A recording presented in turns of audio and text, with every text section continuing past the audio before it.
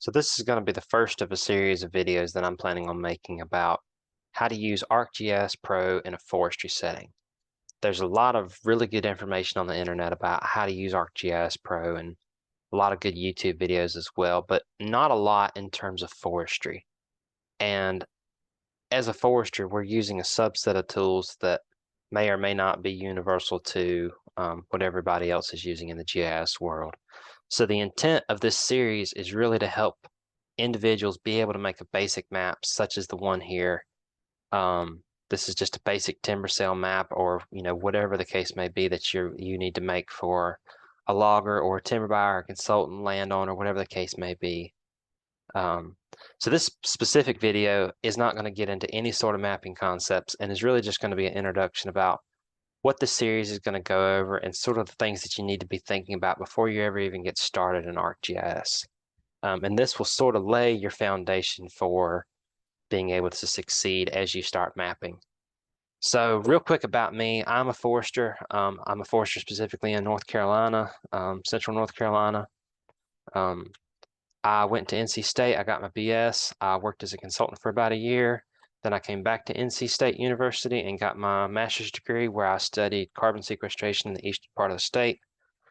Specifically, I was using a lot of GIS. And that's where I sort of got familiar with all of this and became sort of the resident expert about how to use GIS, specifically at this basic level of just making maps. So the first thing that I want to talk about in this video is what is ArcGIS Pro, and specifically, or at least to start out, is what is the difference between ArcGIS Pro and ArcMap. So ArcGIS Pro and GIS softwares in general are not necessarily meant for making maps. Now they're good at making maps, but that's not really their intent. Their intent is spatial data analysis. So it's not necessarily something that individuals like us need to be worrying about, but it's something just to keep in mind that these softwares, and this includes, QGIS and GRASS GIS and all the other GIS softwares out there, that they're really meant for spatial data analysis. And they're not specific for forestry either. They are meant for everybody that might need to map or do any sort of spatial data analysis. So that's just something to keep in mind while we're using this. So the difference in ArcGIS Pro and ArcMap is ArcPro is just sort of the updated version of ArcMap. Esri just is phasing out ArcMap just because it's old, outdated software. And specifically, it's a lot faster. It runs faster than ArcMap did. And that goes into some processing things that are beyond the scope of this video. But essentially, all that you need to understand is that it's a lot faster than ArcMap was or is. Some of the differences are that it just can process different file types as well. LiDAR's one. LiDAR's kind of a big thing, and some people care a lot about it, and some people don't care anything about it. But that's just one example of something that ArcGIS Pro can do that ArcMap couldn't. For those of you that still like ArcMap, technically it's still supported if you can get your license for it. They're currently trying to phase that out, so they don't want to give license for it. But if you somehow still have a license, specifically if you're probably with a bigger company, Weyerhaeuser or something like that, you still have tech support till 2026, so you still have 2 more years, but it's phasing out pretty quickly, and it's honestly like not worth using anymore just because ArcGIS Pro is so much faster than ArcMap. So the first thing that you really need to look at is your computer. ArcMap is a fairly big program. It requires a lot of computing power. So one of the things that I'll provide in the link to this video is a link to this site that Esri gives you that sort of tells you the basic specs that you need. So some of you, this might be really easy to see. To some of you, it might not be, or to understand, but your CPU needs to be fairly fast. You can see here, I know this is a lot of gibberish to most people, but the more CPU power you have, the better you are, the more cores that you have, which is basically how many things your computer can process at the same time, right? How many calculations, threads of calculations it can do. So you can actually look that up and make sure that you have that. But like this says, a minimum of 2 cores is honestly what most computers have. I don't think that you can buy a computer that doesn't have it. Just as important, you have to have the storage. I'll show you how to find that in a second. RAM is also incredibly important. RAM, think about RAM as like how many things your computer can remember at the same moment in time, right?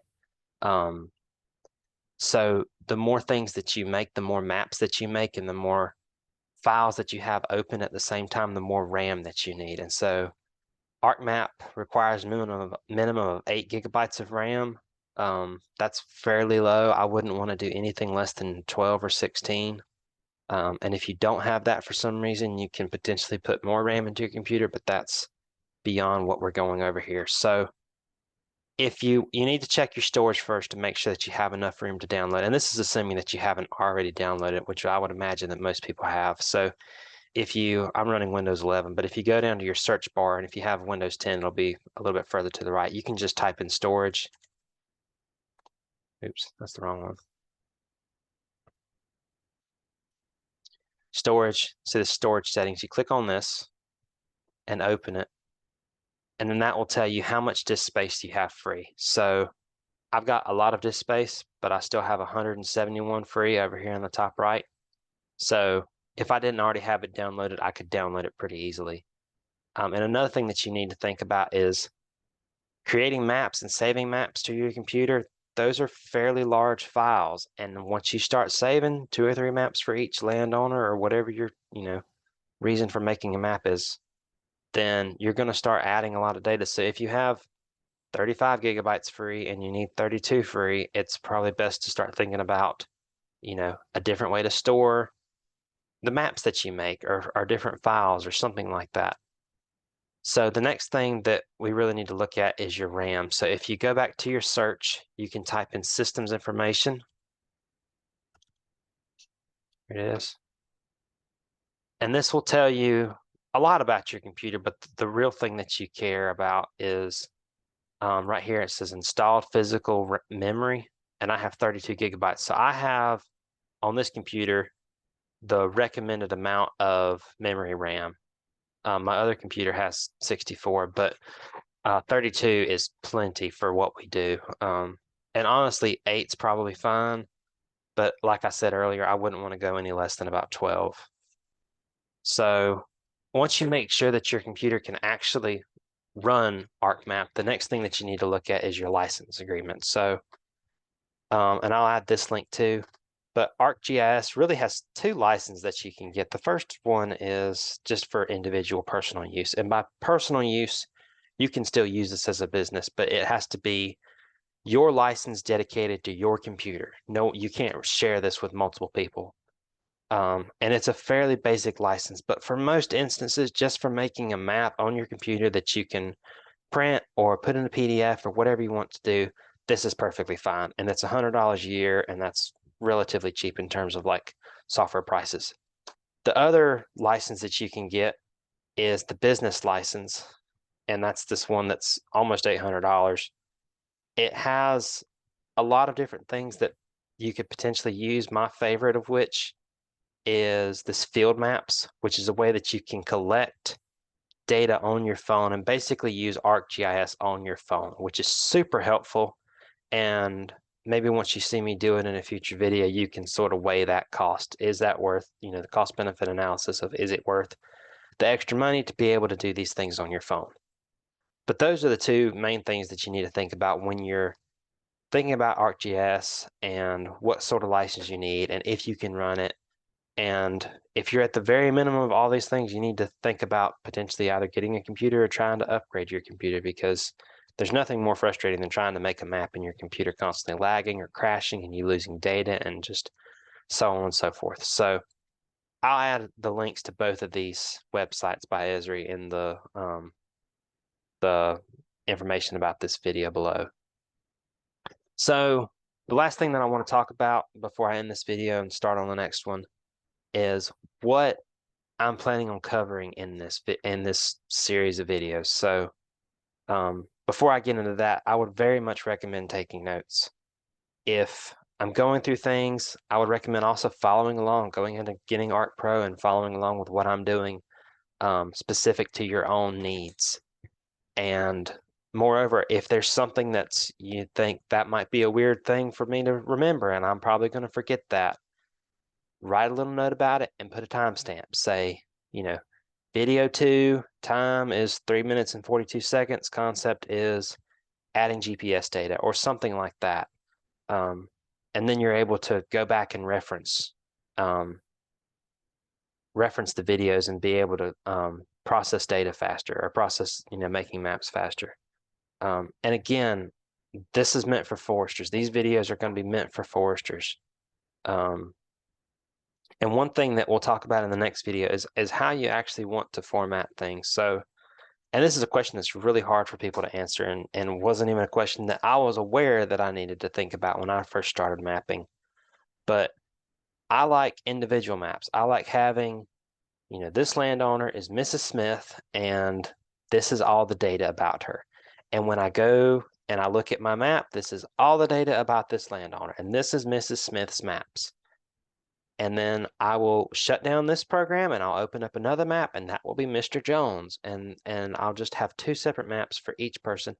And that's has its benefits, but also has its downfalls in terms of it's simple, right? You have this is this one person versus if you have everything in the same map. So you can have, and this is getting into concepts that we'll talk about later, but you see this layer over here that's called tract boundary. This tract boundary might encompass 100 different landowners. And then you can go within this tract boundary layer and then find all those landowners and work like that. And it's sort of just, what do you want to do? Do you want to be, err on the side of being simple, or do you want to err on the side of trying to configure things less? Because if you have an individual map for each individual landowner, then you have to make a new layout map for everybody. You have to add data again for every single map. You have to create shapefiles again for everybody. And it might seem like a daunting task in the beginning, but once you learn how to do it, it's second nature and you'll just go click, click, click, and you'll be done.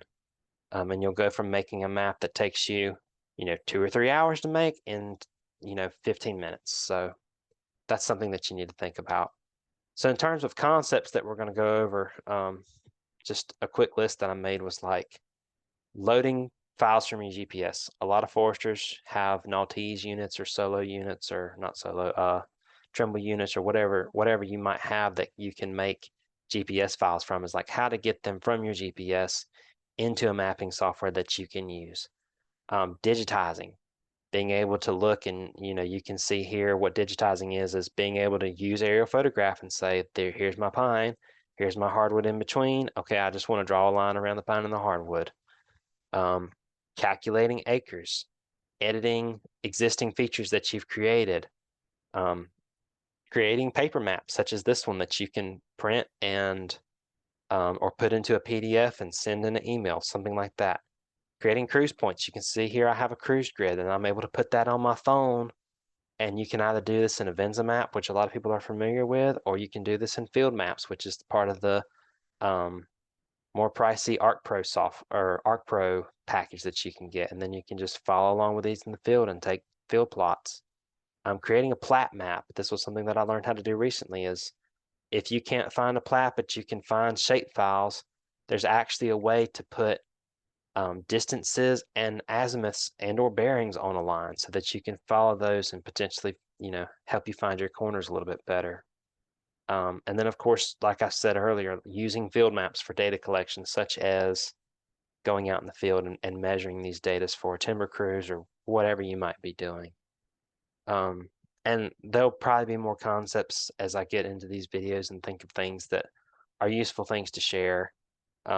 Or as I get into these videos and people add comments and say, hey, I'd like to learn about X, Y, and Z, can you make a video on that? And I'm more than happy to do that. But so this is just the introductory video. The next video will be about, making the first map and how to open that up. And I'm planning on making these hopefully pretty short so that no one's overwhelmed by a 2-hour-long video about how to make a map.